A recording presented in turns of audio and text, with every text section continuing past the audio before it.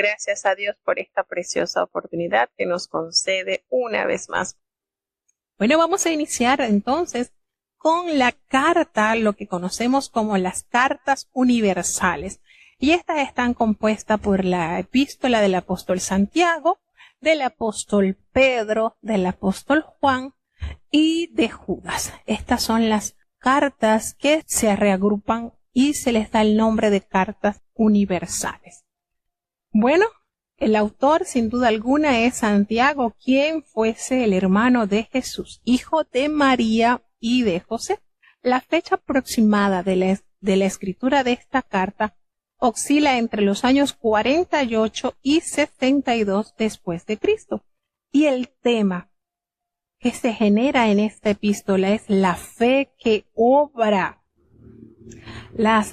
Habla sobre las riquezas, habla sobre la lengua, sobre el orgullo y sobre la eficiencia que trae a la vida del creyente y del mundo la oración.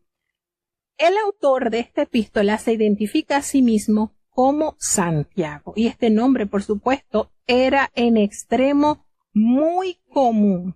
El Nuevo Testamento identifica por lo menos a 5 individuos llamados Santiago, 2 de los cuales fueron discípulos de Jesús y 1 su hermano. Tradicionalmente se ha atribuido la carta al hermano del Señor y no hay razón alguna para cuestionar este punto de vista. Evidentemente el autor era bien conocido y Santiago, el hermano de Jesús, se había convertido en el líder de la iglesia de Jerusalén en una fecha temprana. El lenguaje de la epístola es similar al discurso de Santiago en Hechos capítulo 15, y aparentemente pues Santiago era un incrédulo durante el ministerio de Jesús. Una aparición de Cristo luego de su resurrección probablemente dio lugar a la conversión de Santiago, pues se le menciona junto a otros creyentes en el libro de los Hechos capítulo 1, versículo 14. La fecha que nos da la tomamos en cuenta porque el historiador judío Josefo dice que Santiago murió apedreado en el año 62 después de Cristo.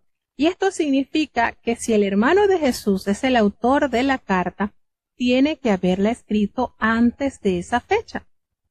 El contenido sugiere que pudo haber sido escrita en una fecha tan temprana como en víspera del concilio de la iglesia referido en Hechos capítulo 15. El cual se reunió alrededor del año 49 después de Cristo. No podemos ser dogmáticos en torno al asunto y debemos aceptar que la carta fue redactada entre los años 48 y 62 después de Cristo. El propósito que toca esta epístola y es que fundamentalmente es práctico y ético y enfatiza el deber antes que la doctrina. El autor escribió para refutar el penoso abandono de ciertos deberes cristianos. Al hacerlo, analizó la naturaleza de la fe, que es genuina, e instó a sus lectores a demostrar la validez de su experiencia con Cristo. Su preocupación fundamental era el significado de la experiencia y la práctica de la fe cristiana, e hizo avanzar los propósitos prácticos del Evangelio. ¿Qué contenido vamos a hallar en estos 5 capítulos? En lugar de especular o de dedicarse a debatir teorías religiosas, Santiago dirige a sus lectores hacia una vida de santidad, desde el principio hasta el fin, y el tono de la carta es imperativo. Se pronuncia 54 mandatos en 108 versículos. Y 7 veces Santiago llama la atención a sus planteamientos con firmeza y autoridad. Este siervo de Dios escribe más como un supervisor que como un siervo, y el resultado es una proposición de ética cristiana que está a la par con cualquier otra de las que aparece en el Nuevo Testamento.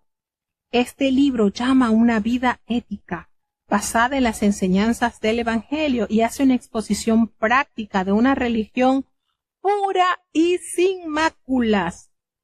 Sus 2 énfasis fundamentales son el crecimiento personal en la vida espiritual y la sensibilidad cristiana en la esfera de las relaciones sociales. Toda la fe que se ocupa de las cuestiones personales y sociales él expresa de una manera clara a través de ejemplos que toda fe que no se ocupa de las cuestiones personales y sociales es una fe muerta. Y el mensaje de Santiago está especialmente dirigido a aquellos que se inclinan a buscar el camino al cielo en la teoría y no en la práctica. Así que en esta carta vamos a ver las formas o los medios o las actitudes que cada cristiano debe representar en la tierra. No podemos ver los problemas, los males y solamente consolarnos con que vamos a orar. Hay que actuar. El llamado del apóstol Santiago es que debemos trabajar en función de que las cosas tengan un mejor color, que la sangre de Cristo que nos ha comprado nos haga útiles para el mejor desenvolvimiento de esta sociedad. Sin más, vamos entonces a escuchar el capítulo 1 de esta epístola. Santiago capítulo 1. Jacobo, siervo de Dios y del Señor Jesucristo, a las 12 tribus que están esparcidas, salud. Hermanos míos, tened por sumo gozo cuando cayereis en diversas tentaciones, sabiendo que la prueba de vuestra fe obra paciencia. Mas tenga la paciencia perfecta su obra, para que seáis perfectos y cabales, sin faltar en alguna cosa. Y si alguno de vosotros tiene falta de sabiduría, demándela a Dios, el cual da a todos abundantemente y no se hiere, y le será dada. Pero pida en fe, no dudando nada, porque el que duda es semejante a la onda de la mar, que es movida del viento y echada de una parte a otra. No piense pues el tal hombre que recibirá ninguna cosa del Señor. El hombre de doblado ánimo es inconstante en todos sus caminos. El hermano que es de baja suerte, gloríese en su alteza, mas el que es rico en su bajeza, porque él se pasará como la flor de la hierba, porque salido el sol con ardor, la hierba se secó y su flor se cayó, y pereció su hermosa apariencia. Así también se marchitará el rico en todos sus caminos. Bienaventurado el varón que sufre la tentación, porque cuando fuere probado recibirá la corona de vida que Dios ha prometido a los que le aman. Cuando alguno es tentado, no diga que es tentado de Dios, porque Dios no puede ser tentado de los malos, ni él tienta a alguno, sino que cada uno es tentado cuando de su propia concupiscencia es atraído y cebado, y la concupiscencia, después que ha concebido, pare el pecado, y el pecado, siendo cumplido, engendra muerte. Amados hermanos míos, no erréis. Toda buena dádiva y todo don perfecto es de lo alto, que desciende del Padre de las luces, en el cual no hay mudanza ni sombra de variación. Él, de su voluntad, nos ha engendrado por la palabra de verdad, para que seamos primicias de sus criaturas. Por esto, mis amados hermanos, todo hombre sea pronto para oír, tardío para hablar, tardío para airarse, porque la ira del hombre no obra la justicia de Dios. Por lo cual, dejando toda inmundicia y superfluidad de malicia, recibid con mansedumbre la palabra ingerida, la cual puede hacer salvas vuestras almas. Mas sed hacedores de la palabra, y no tan solamente oidores, engañándoos a vosotros mismos. Porque si alguno oye la palabra y no la pone por obra, este tal es semejante al hombre que considera en un espejo su rostro natural, porque él se consideró a sí mismo y se fue, y luego se olvidó qué tal era. Mas el que hubiere mirado atentamente en la perfecta ley, que es la de la libertad, y perseverado en ella, no siendo oidor olvidadizo, sino hacedor de la obra, este tal será bienaventurado en su hecho. Si alguno piensa ser religioso entre vosotros, y no refrena su lengua, sino engañando su corazón, la religión del tal es vana. La religión pura y sin mácula delante de Dios y Padre es esta: visitar los huérfanos y las viudas en sus tribulaciones y guardarse sin mancha de este mundo. Bueno, iniciamos con el primer capítulo de esta preciosa epístola que nos otorga respuestas y caminos a tomar ante diferentes situaciones que experimentamos en el camino de la fe. Nótese aquí que Santiago no se vanaglorió de su relación personal con Jesús, de decir, bueno, escribe el hermano de Jesús. No, fíjense cómo se presenta Santiago, sencillamente siervo de Dios y del Señor Jesucristo. Y esta carta va dirigida a las 12 tribus que están en la dispersión. Y él ni siquiera se identificó a sí mismo como un líder religioso. Su mayor honor, y hay que reconocerlo y hay que resaltarlo, fue ser un siervo de Dios. Las 12 tribus designaban a la nación de Israel, recordemos, y están en la dispersión. Esto se traduce al término griego en la diáspora, que alude, por supuesto, a la situación de los judíos dispersos en tierras de gentiles. Así esta carta está dirigida a judíos cristianos que viven fuera de Palestina. Encontramos en el segundo versículo los beneficios que nos traen las pruebas. Y uno dirá, ves que a nadie le gusta ser probado, pero son necesarias las pruebas para nosotros poder demostrar a los maestros que hemos entendido las diversas teorías que nos han enseñado, nos llevan a la práctica. Y eso son evaluaciones, son exámenes que la verdad a nadie le gusta presentarlo. Y si podemos hacer lo posible para evadirlos, lo hacemos, pero son necesarias las pruebas, los exámenes, y eso conlleva a todos niveles de nuestra vida, en todos los campos de nuestras vidas. Les dice, hermanos, mira, tengan por sumo gozo cuando ustedes se hallen en diversas pruebas. ¿Y quién se va a encontrar gozándose de las pruebas? Bueno, ahí está lo ilógico que nos toca experimentar. Eso no tiene lógica. Bueno, pero es que nosotros no andamos por lógica, andamos por fe. Y fíjense que él expresa que la prueba de nuestra fe genera paciencia, como lo dijo el apóstol Pablo en Romanos 5:3, ¿verdad? Porque la prueba produce paciencia y la paciencia esperanza, y la esperanza no avergüenza. Pero tenga esa paciencia una obra perfecta y completa, para que de esa manera estemos en la total cabalidad y no nos falte nada, estemos totalmente íntegros.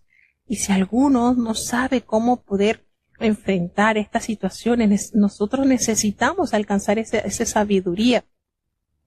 Y decimos, pero es que no lo tengo, carezco. Y aquí está entonces la solución. Si no tenemos sabiduría, vamos a pedirla a Dios, porque Él la da en abundancia, sin reproche. Él la entrega.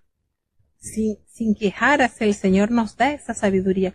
Hermanos, convertirse en cristiano no libera automáticamente a nadie de las dificultades. Estamos claros en eso. No podemos predicar un evangelio barato. Hermanos, usted acepta a Cristo y está hecho. Cero problemas, cero dificultades, cero dolor, cero enfermedad. No podemos caer en eso. Recordemos que la actitud correcta al enfrentar la adversidad es tener un sumo gozo, lo cual no es una reacción emocional, sino una deliberada e inteligente evaluación de las circunstancias desde la perspectiva de Dios. Al ver las pruebas como un medio para el crecimiento moral y espiritual, de esa manera nosotros vamos avanzando. No nos gozamos de las pruebas en sí mismas, sino en sus posibles frutos. Someter a prueba equivale a comprobar lo genuino de algo. Sirve como una disciplina para purgar la fe de sus impurezas, extirpando lo que es falso.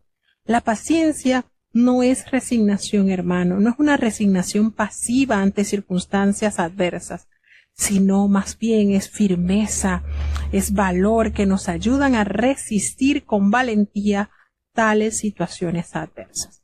Entonces, ¿por qué? Porque nos habla que para que podamos ser perfectos, cabales. Y esto de perfecto no se refiere a ausencia absoluta de pecado, sino que lleva implícita la idea de algo completamente desarrollado o maduro. Cuando nos habla de cabales, subraya la idea de la plenitud, de la redondez. Y necesitamos esa sabiduría que puede recibirse pidiéndola con fe a Dios. No es conocimiento intelectual o especulación filosófica, sino comprensión espiritual del propósito de las pruebas. Cuando Dios concede un don, lo hace abundantemente y sin reproche. Y esto es generosamente, no con disgusto, no con desgano o con reservas. Entonces, esto nos hace ver que toda dificultad, toda adversidad conlleva a un propósito en el plan de Dios para crecimiento y fortalecimiento de nuestras vidas. Pero aquí hay algo que hace énfasis el apóstol. Pídalo con fe. Usted necesita sabiduría, pídala a Dios, pero pídala con fe. No dudes, porque ¿sabes cómo es el hombre que duda? Es semejante a la onda de la mar. ¿Cómo es la onda de la mar? Bueno, es arrastrada por el viento y es echada de una parte a otra. Es inconstante. Y claramente lo dice el apóstol, no piense quien haga estas cosas que va a recibir algo del Señor. Jamás. Porque el hombre que es de doblado ánimo es inconstante en todos sus caminos. Hermano, cuánta verdad, cuánto conocimiento nos da la palabra de Dios. Y a veces nosotros pagamos a un psicólogo para que nos diga lo que la palabra de Dios nos enseña de una manera perfecta. Hermano, la persona que es de doblado ánimo, que es modo farmacia, de turno, a veces está abierta, a veces está cerrada. Una cosa terrible. Nos revela la palabra que es inconstante. Hoy está con un fuego que eso quiere comerse al mundo. Pero de repente usted lo ve como esos soldaditos que uno les da cuerda, que están caminando veloces y ya se le acaba la cuerda y están otra vez neutralizados. No. Todas estas cosas que nos enseña la palabra es para para mejorar nuestra actitud, para fortalecernos en la fe, para saber que el Señor está dispuesto a darnos, pero con una forma de acercarnos a Él confiadamente, entendiendo que Él está al control de la situación y que no podemos estar hoy de amores con Él y mañana damos la espalda al Señor. No, no podemos tener esa actitud. No podemos estar pensando que vamos a recibir algo cuando en realidad no estamos teniendo la actitud adecuada ante tales situaciones. Cuando nosotros le pedimos a Dios, la palabra del Señor nos dice, sin fe es imposible que nosotros le agrademos a Él, porque es necesario que el que se acerca a Dios a pedirle algo sepa que Él está allí y que Él premia a los que le buscan de corazón. Entonces, pida con fe, dice el apóstol Pablo, no dudando. Será, bueno, voy a ver si acaso, bueno, como quien quiere o no quiere la cosa. No. Es como decía esa anécdota que se reunieron todos en un pueblo para orar, para que lloviera. Y solamente un muchachito llegó con paraguas. ¿Por qué? Porque él iba confiado de que iba a orar para que lloviera y se trajo el paraguas preparado para el aguacero que iba a haber. Porque es así cuando nosotros pedimos a Dios confiando en que Él concederá esa necesidad. Pero hay muchas cosas que aclara el apóstol Santiago, que es de valor.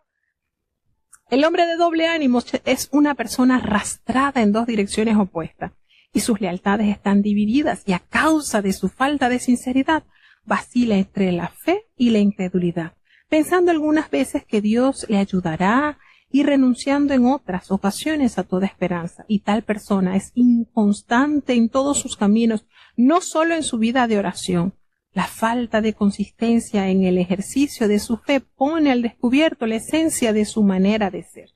Por tal motivo, el consejo sabio es pida con fe, pida creyendo que el Señor lo hizo, lo va a hacer, lo hará.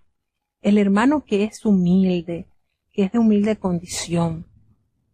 Gloríese en esa exaltación. Ay, pero el que es rico en su humillación, porque él va a pasar así como la flor de la hierba, como lo dice el profeta Isaías, como lo recuerda el apóstol Pedro, porque cuando sale el sol con ese calor abrasador, recordemos que la hierba se seca, la flor se cae, perece su hermosura, su apariencia, así también.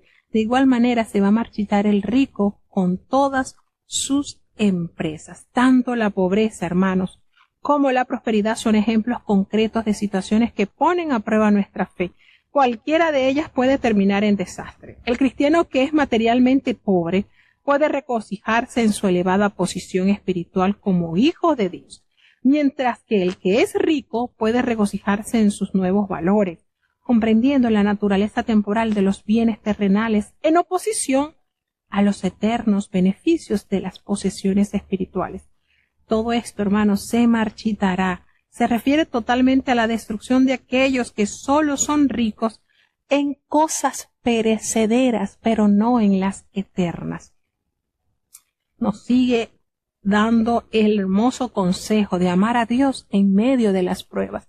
Bienaventurado, gozoso, dichoso, el varón que soporta la tentación, porque cuando haya resistido esa prueba, él va a recibir esa corona de vida que Dios se le ha prometido a todos los que le aman. Precioso este versículo, hermoso. Aquellos que permanecen firmes en la prueba recibirán la corona de vida. Y la expresión no se refiere únicamente a la vida eterna, sino a la vida aquí y ahora, disfrutada más abundantemente y plenamente con la presencia de Dios en sus vidas. Esto extiende la vida presente y lo porvenir. Cuando alguno es tentado, cuidadito con esto, no diga que es tentado de parte de Dios. Nos dice la palabra que Dios no puede ser tentado por el mal, ni Él tienta a nadie. Habiéndose referido a la tentación bajo la forma de una prueba que viene desde afuera, Santiago habla ahora de la tentación como una incitación al mal que viene de adentro. Según muchos textos de la Escritura, Dios nos somete a veces a prueba. ¿Ok? Tenemos el ejemplo de Abraham. Tenemos el ejemplo, este ejemplo de Abraham, pero el apóstol Santiago enfáticamente declara que la perfecta santidad de Dios lo pone más allá de la tentación y que el Señor no insta a nadie a pecar. Cuidadito con eso. Este versículo es un poco controversial porque a veces decimos, no, pero es que esta tentación que Dios me envió, no. Dios no tienta a nadie, nos dice su palabra, sino que cada uno es tentado cuando de su propia concupiscencia es atraído y es seducido. Entonces, ¿qué sucede aquí? Y esta manera de esta analogía en que le expresa el apóstol. La concupiscencia, después que ha concebido, da luz al pecado. Y el pecado, siendo ya consumado, queda como resultado la muerte. Este versículo está así como que bastante sustancioso. No erréis, hermanos míos, no erréis. Cuando la concupiscencia responde a una tentación que viene de afuera, el pecado es algo engendrado. Santiago no menciona el papel de Satanás en la tentación. Su propósito no es discutir el origen del pecado, sino explicar que la incitación al mal no viene de Dios. Al subrayar la naturaleza interna de la tentación, Santiago no les deja excusa alguna a los pecadores. Satanás es de hecho la fuente externa de la tentación, pero nadie le puede culpar de ser el responsable de los actos pecaminosos, cuyas raíces están dentro de cada individuo. Tú decides si caes en la jaula de esa tentación o sigues el camino de Dios en perfección. A la final tú decides. Y tenemos esa terrible tentación que tuvo José al ser atraído por aquella mujer. Él pudo haber muy bien acostado con esta mujer y fingir que no pasaba nada. Pero la decisión de este joven es no. ¿Cómo voy a pecar yo contra mi Señor, contra mi Dios, y voy a hacer este gran mal? No. ¿Y cuál fue la respuesta de él? Huir. Huir. La tentación se presenta de manera bella, hermosa. ¿Ustedes creen que la mujer de Potifar era fea? Yo estoy segura que no. Muy linda tuvo que haber sido. La tentación no se va a presentar fea. El diablo a usted no se le va a presentar con cachos, con colas y tridentes. Si el diablo se presentara así y no hubiesen hombres que pecaran, porque la carrera que pegan va a ser grandísima. El diablo se le va a presentar con falditas cortas, con piernas peladitas, con olores así seductores, con palabras muy, pero muy aduladoras. La tentación se presenta de una manera irresistible y solamente los temerosos de Dios, que piensen así como pensó aquel joven, ¿cómo podré hacer yo este mal? No puedo ensuciarme. Salgan huyendo. El pecado concibe fíjense la manera especial en que se expresa. Cuando esa concupiscencia, después de haber concebido, da a luz ese pecado, y el pecado ya siendo probado, entonces va a parir la muerte. Porque eso es el resultado del pecado. La paga del pecado es la muerte, lo dice el apóstol Pablo. Pero el regalo de Dios es vida eterna en Cristo Jesús. Amados míos, no erréis. No erréis. Toda buena dádiva, todo don perfecto desciende de lo alto. ¿Quién es Él? Del Padre de las luces. Nuestro amado Dios es el Padre de las luces. En Él no hay mudanza. No hay ni siquiera una sombra de variación. Dios no solo es responsable, Dios no solo no es responsable del pecado humano, no, Él no es responsable, sino que Él es la fuente de todo bien, en contraste con el continuo movimiento de los cuerpos celestes que Él creó. Él es inmutable, siempre cumple sus promesas.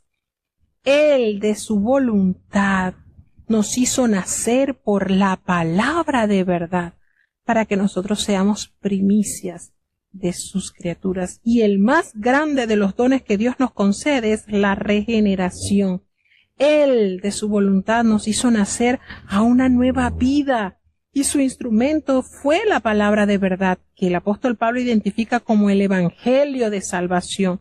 Y el propósito de Dios era presentar a los creyentes como primicias de sus criaturas, los primeros frutos que constituyen un anticipo de las próximas cosechas. Como tales, el apóstol Santiago y los demás cristianos de su generación eran el anticipo de la gran legión de creyentes que vendrían después.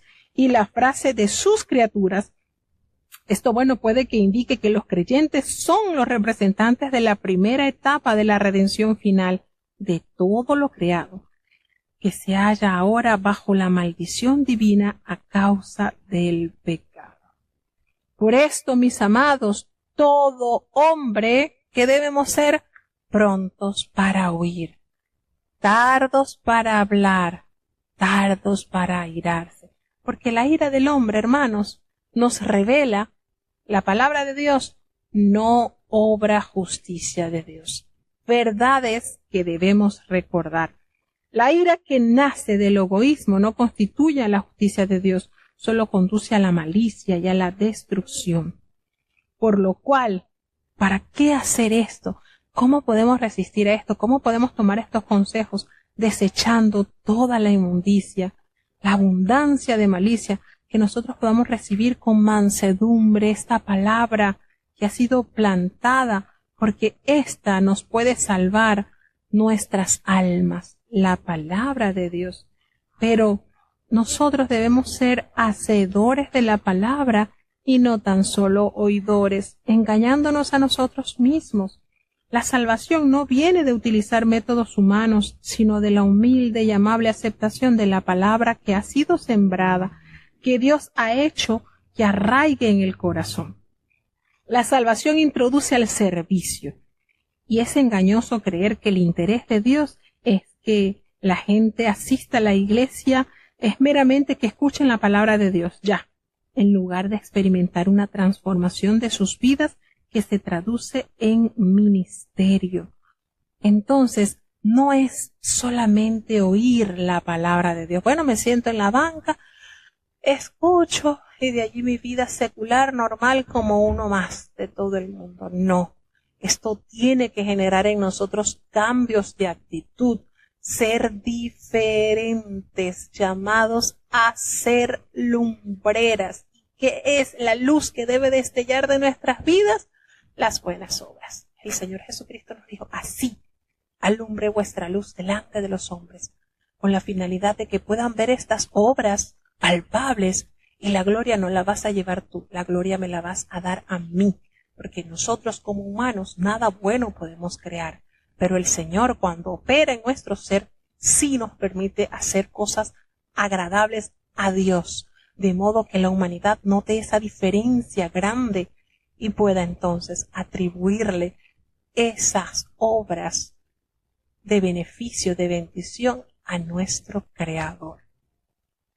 Entonces nos dice que si alguno es solamente oidor de la palabra, pero no hace nada de lo que ella le manda, va a ser entonces semejante a ese hombre que se mira en un espejo su rostro natural. Ya él se miró un ratito y se va y se olvida que era blanco, que era negro, que estaba espelucado, que estaba bien arreglado, se olvida. Pero el que mira fijamente a la perfecta ley, ¿cómo es la ley del Señor? Es perfecta.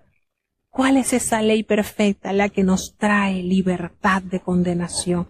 Y persevera en ella, nótese, no es que estoy ahí un ratito y ya, eso sería un hombre de doblado ánimo, inconstante. Pero cuando nosotros miramos a la perfecta ley y perseveramos en ella, no siendo oidores que se le olvida, sino que ponemos en práctica la teoría que el Señor nos está enseñando, seremos tan privilegiados cuando hacemos realidad el pensamiento de Dios en nuestras vidas. Entonces, nosotros estamos así que aquel que meramente escucha ya la palabra rápidamente la olvida. Solo aquel que actúa según la palabra será bienaventurado en lo que hace. La palabra de Dios es la perfecta ley, la de la libertad, y no nos somete a las ataduras del legalismo, sino que nos libera para que guardemos sus preceptos por compulsión interna, por agradecimiento. Y nos dice ya en los versículos 26 y 27, si alguno se cree religioso entre vosotros, pero no frena su lengua, sino que engaña su corazón, ¿saben qué? Esa religión que él profesa es vana, no sirve. Porque ¿saben cuál es la verdadera religión? Y lo detalla la palabra de Dios.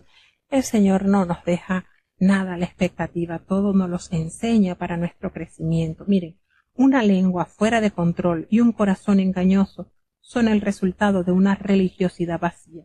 La verdadera religión se expresa en la vida diaria, como lo pone de manifiesto la pureza de la conversión, el amor y el carácter. Y aunque el apóstol Santiago no ofrece una relación exhaustiva de los deberes positivos de la religión genuina, presenta lo anterior como sus características típicas. Porque él nos dice, mire, la religión, la que es pura, sin mancha, delante del Señor, es aquella que se preocupa por las viudas, por los huérfanos que están pasando dificultades, hace obras que el Señor le ha mandado, y aparte de eso, porque no se vanagloria, porque bueno, ya ayuda a los necesitados, no. Ahí está la otra parte. Aparte de eso, tiene una vida limpia, se guarda de las inmundicias que ofrece este mundo pasajero. Se nota la preciosura en que se expresa cómo es una verdadera religión. Hermoso, ¿verdad? Hemos sido llamados para impactar esta sociedad.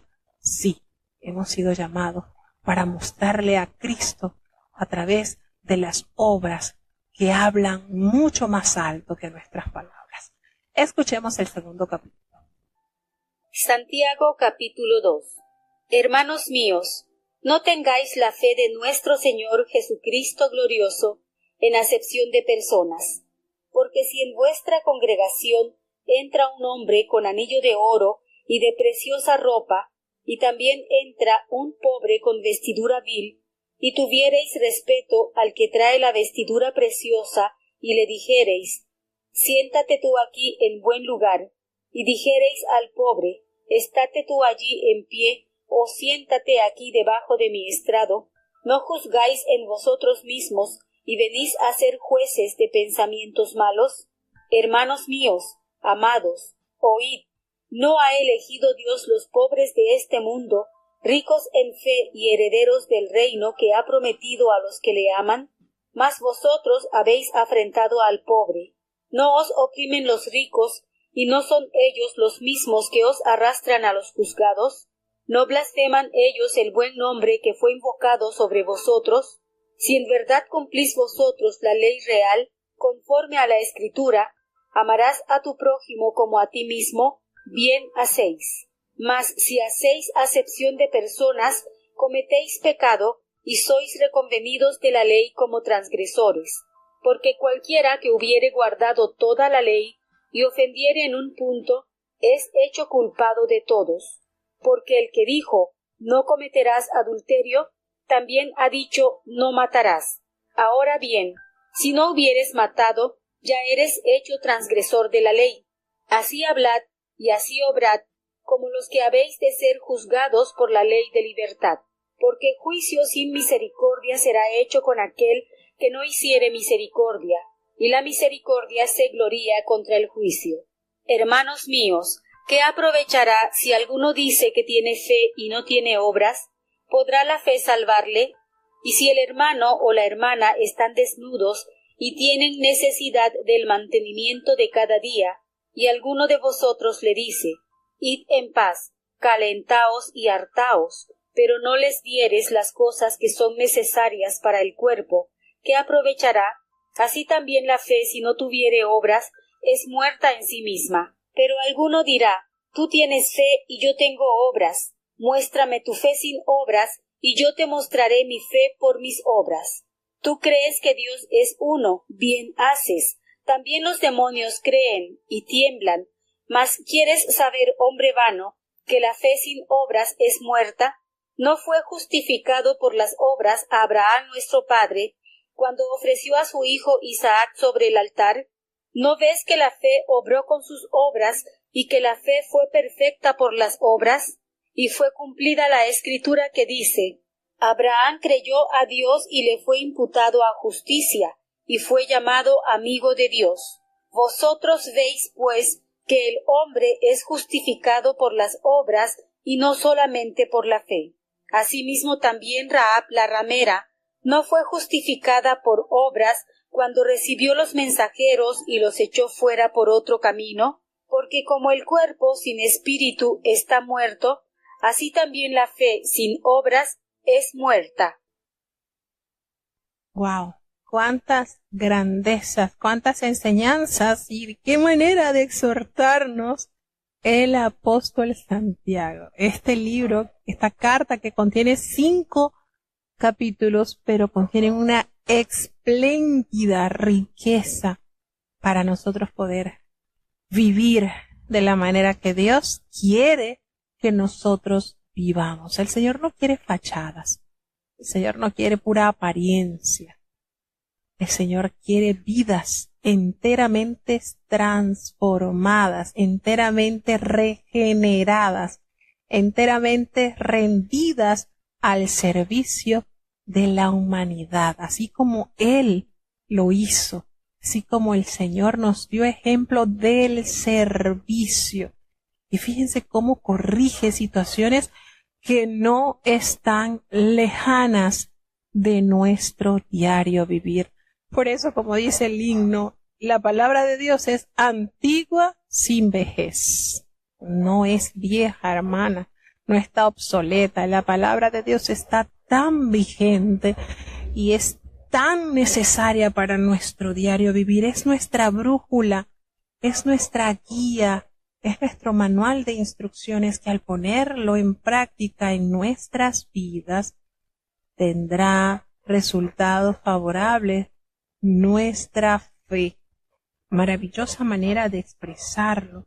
Cuidado cuidado, nos dice aquí el apóstol Santiago, del favoritismo personal. Y esto sucede, sí, sucede muchísimo, hermanos. Que vuestra fe en vuestros gloriosos Señor Jesucristo sea tan hermosa, esa fe, que nunca se asome a hacer acepción de personas. Cuidadito. Y una religión vacía se traicionará a sí misma en la esfera de las relaciones sociales.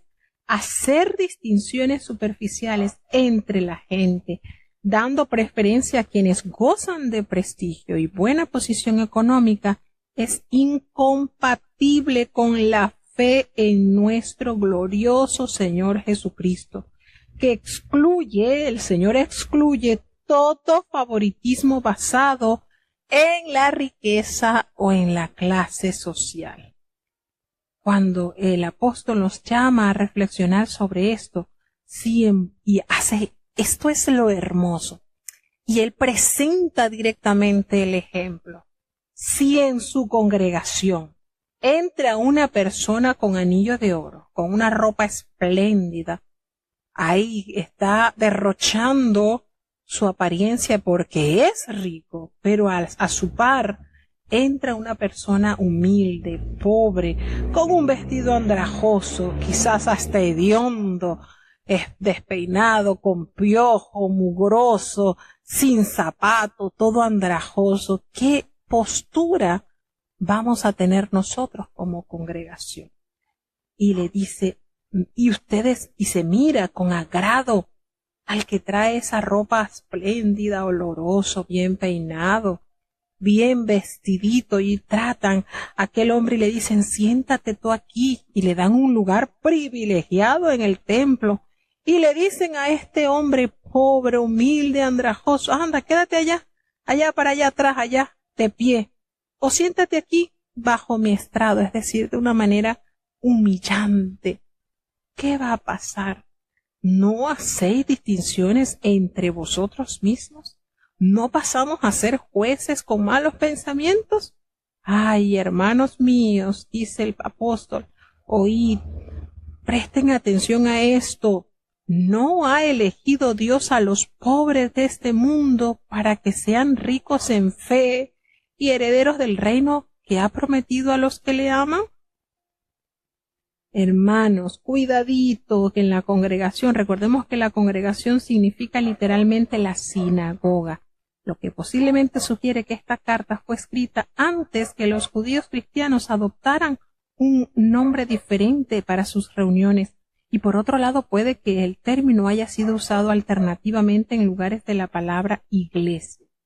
Aquellos que adulan a los ricos mientras hacen caso omiso de los pobres, aprecian el valor de una persona de acuerdo con las normas del mundo y ponen de manifiesto malos pensamientos, así como la codicia y el orgullo. El apóstol Santiago no se refiere a todos los ricos, recordemos, sino que aquí describe a ciertos ricos incrédulos que explotaban a los pobres y blasfemaban de Jesús.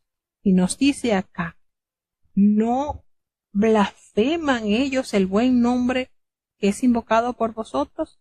Porque les había dicho, ustedes han afrentado al pobre, y ustedes saben que los ricos los oprimen y son ellos mismos los que arrastran a los tribunales.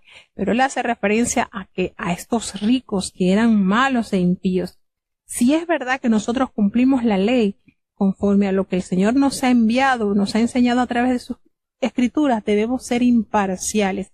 Amarás a tu prójimo como a ti mismo. Si hacemos así, lo estamos haciendo bien. Pero si nosotros no aplicamos esta verdad sublime en nuestras vidas, sino que nos llenamos de perjuicios, de acepción de personas, entonces estamos cometiendo pecado. Fíjense, estamos cometiendo pecado. El hacer acepción de personas es pecado. Quedáis convictos por la ley como transgresores. Y uno dice, bueno, pero esto no aparece en los 10 mandamientos de que el hacer acepción. Hermanos, recordemos que nosotros tenemos los mandamientos direccionados a Dios y al prójimo. Y si nosotros no tratamos con equidad, con amor, con respeto a nuestros prójimos, sino que hacemos subdivisiones de acuerdo a la raza social, a la economía, entonces nos convertimos en pecadores, porque hacemos pecado, dice la palabra de Dios. Acordémonos que la ley real se prescribe el amor, que es la ley suprema que comprende a todas las otras que rigen las relaciones humanas. Los creyentes no pueden amar a sus prójimos como a sí mismos y hacer acepción de personas, porque ambas cosas son mutuamente excluyentes.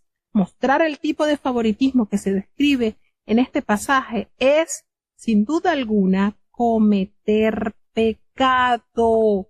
Cuando nosotros hacemos acepción de personas, recordemos que la palabra se refiere a hacer distinción entre las personas, y esto está basado en el rango o en la influencia, mostrando ciertas preferencias por los ricos y poderosos y menosprecio por aquellos que carecen de poder adquisitivo o riqueza. El Dios al que nosotros servimos, por quien fuimos llamados, es imparcial. Él les ofrece a todos el mismo amor, la misma gracia, las bendiciones y los beneficios de su salvación. Y recordemos que el valor humano no se puede igualar con raza, con riqueza, con posición social o nivel educacional. Todas las personas tienen importancia y son de gran valor en el orden de Dios. Considerar a una raza, grupo, a un individuo como menos importante que otro es pecado, en vista del hecho que Cristo murió por todos y por cada uno en particular. Al pie de la cruz, todos somos iguales, tanto en nuestra dignidad, porque el Señor envió a su Hijo a morir por cada uno de nosotros, como en nuestra necesidad de aceptar su don o regalo de salvación. Aprendamos a respetar y a honrar a cada persona y a cada pueblo sin tener en cuenta su color o cómo son. Cristo nos dijo, en cuanto lo hicisteis a uno de estos mis hermanos más pequeños, a mí lo hicisteis. Un cristiano no puede hacer acepción de persona. Un cristiano no puede ser tener xenofobia. ¿Ustedes saben lo que es la xenofobia? El horror a los extranjeros, ver con desprecio. Eso es pecado ante los ojos de Dios. No podemos hacer eso. Si usted se considera cristiano y usted es un xenófobo, usted sufre de xenofobia, entonces no se vista porque no va. Porque en el cielo va a haber multitud de extranjeros, de toda raza y de toda lengua. Así que no va a poder convivir en el cielo, porque van a haber de distintas razas, de distintos pueblos, de distintas naciones.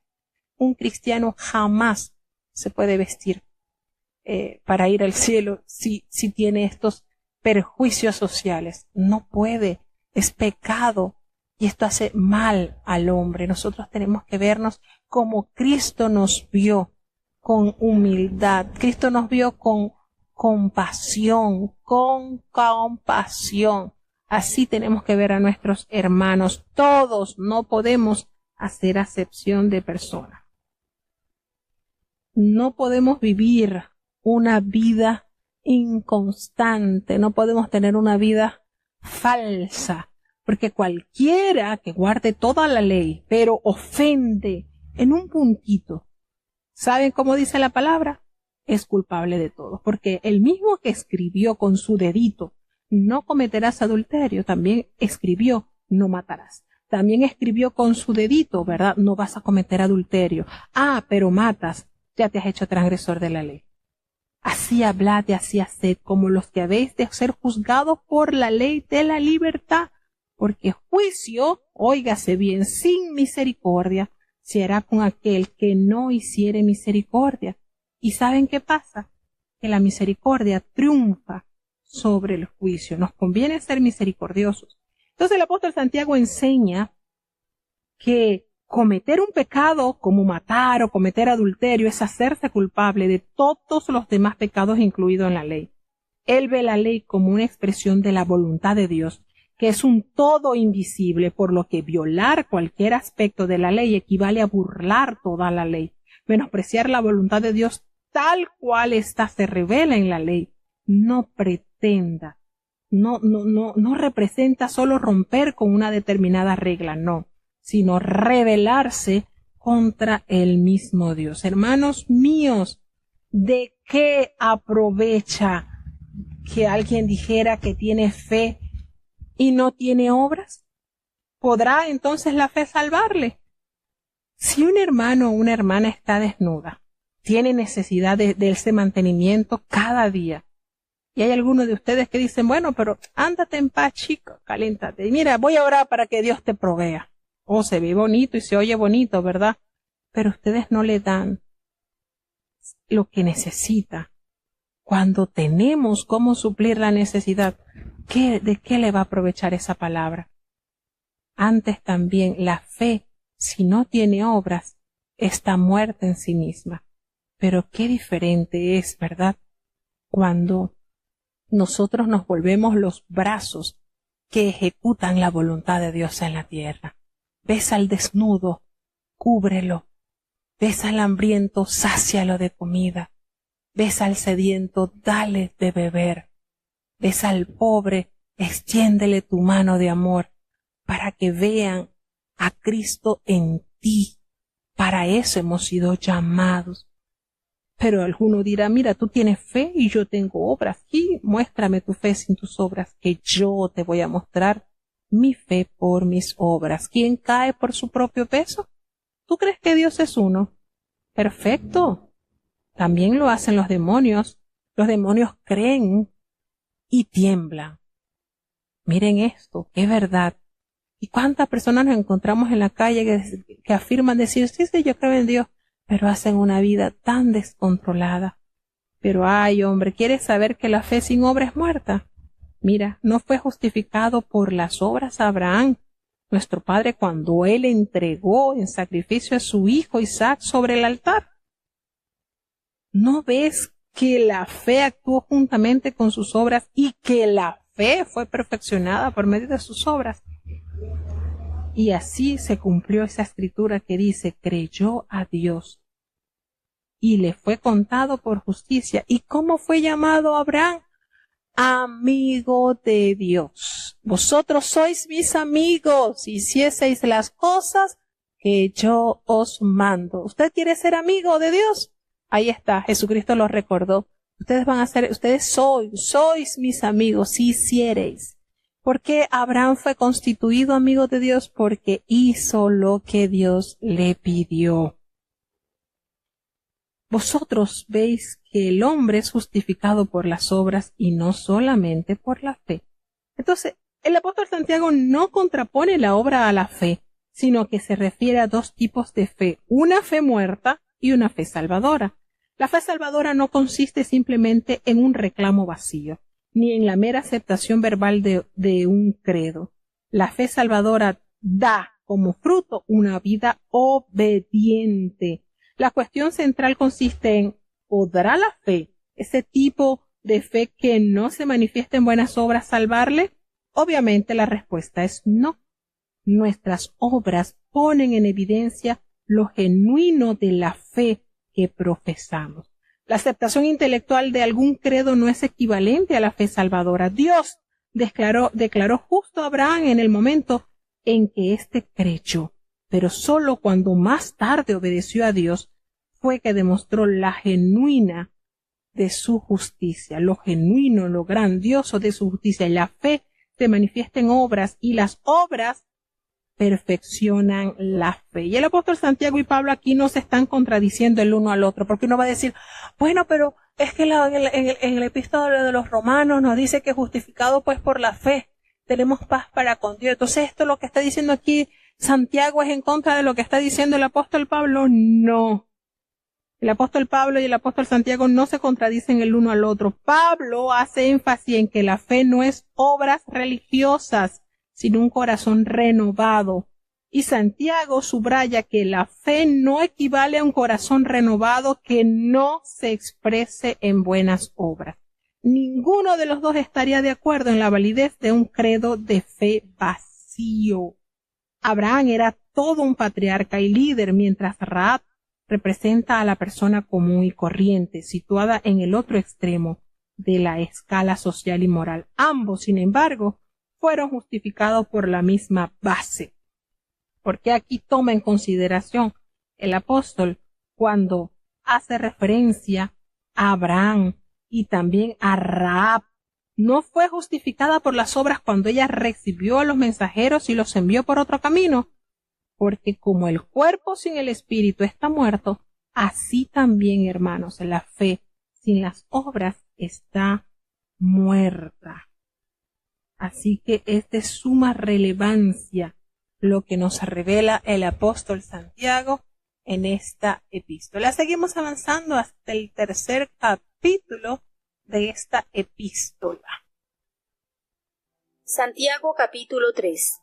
Hermanos míos, no os hagáis muchos maestros, sabiendo que recibiremos mayor condenación, porque todos ofendemos en muchas cosas. Si alguno no ofende en palabra, este es varón perfecto, que también puede con freno gobernar todo el cuerpo. He aquí nosotros ponemos frenos en las bocas de los caballos para que nos obedezcan, y gobernamos todo su cuerpo. Mirad también las naves, aunque tan grandes y llevadas de impetuosos vientos, son gobernadas con un muy pequeño timón, por donde quisiere el que las gobierna. Así también la lengua es un miembro pequeño y se gloría de grandes cosas. He aquí un pequeño fuego, cuán grande bosque enciende. Y la lengua es un fuego, un mundo de maldad. Así la lengua está puesta entre nuestros miembros, la cual contamina todo el cuerpo e inflama la rueda de la creación, y es inflamada del infierno, porque toda naturaleza de bestias y de aves y de serpientes y de seres de la mar se doma y es domada de la naturaleza humana, pero ningún hombre puede domar la lengua, que es un mal que no puede ser refrenado, llena de veneno mortal. Con ella bendecimos al Dios y Padre, y con ella maldecimos a los hombres, los cuales son hechos a la semejanza de Dios. De una misma boca proceden bendición y maldición. Hermanos míos, no conviene que estas cosas sean así hechas. ¿Echa alguna fuente por una misma abertura agua dulce y amarga? Hermanos míos, ¿puede la higuera producir aceitunas o la vid higos? Así ninguna fuente puede hacer agua salada y dulce. Quien es sabio y avisado entre vosotros, muestre por buena conversación sus obras en mansedumbre de sabiduría. Pero si tenéis envidia amarga y contención en vuestros corazones, no os gloriéis ni seáis mentirosos contra la verdad, que esta sabiduría no es la que desciende de lo alto, sino terrena, animal, diabólica. Porque donde hay envidia y contención, allí hay perturbación y toda obra perversa. Mas la sabiduría que es de lo alto, primeramente es pura, después pacífica, modesta, benigna, llena de misericordia y de buenos frutos, no juzgadora, no fingida. Y el fruto de justicia se siembra en paz para aquellos que hacen paz. Bueno, tenemos un tema sumamente amplio que toca el apóstol Santiago y prácticamente un capítulo dedicado a este pequeño miembro que se jacta de tantas cosas. Y qué manera el apóstol de abordar. Fíjense cómo hacía referencia que si un hombre quería ser perfecto, debía de refrenar su lengua. De verdad que es un tema que toca bastante y nos revela verdades que en otra epístola no tocó a profundidad este tema. Es amplio. Los maestros son responsables no solo de sí mismos, sino de todos aquellos que están bajo su influencia. Fíjense que, hermanos, no os hagáis maestros muchos de vosotros. Ustedes saben que recibiremos mayor condenación. A los líderes se les juzga con una norma más allá que aquellos que los siguen. En Primera de Timoteo 3 y en Tito 1 se les presta mucha atención a los detalles. Pero aquí el apóstol Santiago recuerda a quienes están en oposición de liderazgo, que serán considerados responsables en lo que toca seguir el ejemplo de Jesucristo, tanto en el espíritu y la conducta que manifiesten, como en sus palabras y actitudes. A los gobiernos, los militares y los dirigentes de negocios rara vez se les juzga por sus vidas personales. A los líderes en el reino, sin embargo, se les juzga no tanto por lo que logran llevar a cabo, como por el carácter que revelan, es decir, de acuerdo a lo que son y no a lo que hacen. Y esta alta norma se aplica no tanto a los logros del líder como a la condición de su corazón y su espíritu. Y es posible alcanzar grandes logros y aún mantener un comportamiento ortodoxo y no obstante, pues manifestar un espíritu impío y carente de amor. Pero si no hay problemas en el corazón del líder, el buen comportamiento vendrá siempre detrás y se manifestará el buen liderazgo. Porque todos ofendemos muchas veces. Si alguno no ofende en palabras, ¿sabe cómo es etiquetado? Varón perfecto, porque es capaz de refrenar todo el cuerpo. El que logra domar su lengua ha logrado domar su vida. La lengua es un miembro pequeño, pero su poder e influencia es para bien o para mal. Son desproporcionados en comparación a su tamaño. Fíjense cómo expresa que aquí nosotros ponemos freno en la boca de los caballos y vemos que esa bestia con tanta fuerza es domada cuando se logra controlar. Y miren qué manera de expresar el control de estas bestias por medio de lograr controlar su boca. Y le obedecen, las bestias nos obedecen y dirigimos así todo el cuerpo del animal. Así también son esas naves, esos grandes barcos que tienen un timón tan pequeño y con ese pequeño timón se logra controlar, se logra gobernar. ¿Qué les parece esta forma? Tanto las cosas vivas como las que no lo son, con ese pequeñito miembro, al dominarlo, se puede conseguir absoluto control. Así también, dice el apóstol, la lengua es un miembro tan pequeño, pero que se jacta de tantas cosas, que enciende tantos bosques. Es un pequeñito fuego, podemos decir que es un pequeño cerillo, un pequeño fósforo. La verdadera fuente del mal que no puede ser refrenado y representado por la lengua es el infierno. De un lado, la lengua arroja veneno mortal. Del otro, está manipulada por espíritus malignos. Por tanto, ningún hombre puede domar la lengua. Y el comentario aquí, pues, nos hace ver que toda la naturaleza de las bestias, de las aves, de las serpientes, del mar, se doman y han sido domados por la naturaleza humana. Recordemos que es el Señor le dio esa autoridad al hombre, enseñorear sobre los peces de la mar, sobre las aves de los cielos, sobre las bestias, sobre todo. El Señor nos dio esa autoridad de dominar las bestias, pero lamentablemente no nos hemos nosotros domado Ningún hombre puede domar la lengua, que es un mal que no puede ser refrenado. Está llena de ese veneno mortal. Y hace referencia, con ellas bendecimos al Dios y al Padre, y con ellas maldecimos al hombre, que fueron hechos a la imagen y a la semejanza de Dios. Cuánta verdad nos revela esta epístola. De una misma boca procede bendición y maldición. Ay, hermanos, no nos conviene ser así. ¿Acaso de una fuente un hombre ha podido elaborar una fuente, o en la naturaleza misma hay una fuente donde pueda por una misma abertura verter agua dulce y amarga? ¿Acaso lo hemos visto? No.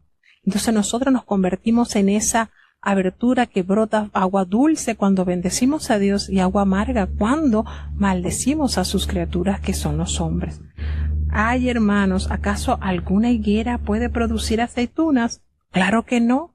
¿O alguna vid puede producir higos? No. Así también ninguna fuente puede producir agua salada y agua dulce.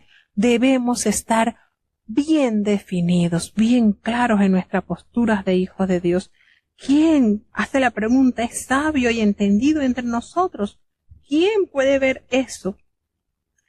En contraste, hermanos, que la sabiduría celestial se produce en una atmósfera de paz, en la cual crece la semilla de la justicia, y la sabiduría nos da ese entendimiento, esa grandeza de vivir como a Dios le agrada. Pero si nosotros tenemos celos, pleitos, contienda en nuestros corazones, no os hastéis ni mintáis contra la verdad, porque todo esto que se está generando en nosotros, esta no es de Dios. Está falto de entendimiento, es terrenal, es animal, es diabólica. Fíjense todo esto que expresa, porque donde hay celos, donde hay contención, donde hay perturbación y hay toda obra perversa, es producto de la influencia diabólica. Pero lo contrario, la sabiduría que es de Dios, que es la eterna, primeramente se manifiesta de una manera mansa, pura, pacífica, es tan amable, es tan benigna, está llena de misericordia y genera esos buenos frutos, sin incertidumbre ni hipocresía, es totalmente excelsa, pero ese fruto de justicia se siembra en la paz, únicamente para aquellos hijos de paz. Bienaventurados los pacificadores, dijo Jesucristo, porque ellos serán llamados hijos de Dios. Preciosa la enseñanza. Bueno, hasta aquí llegamos.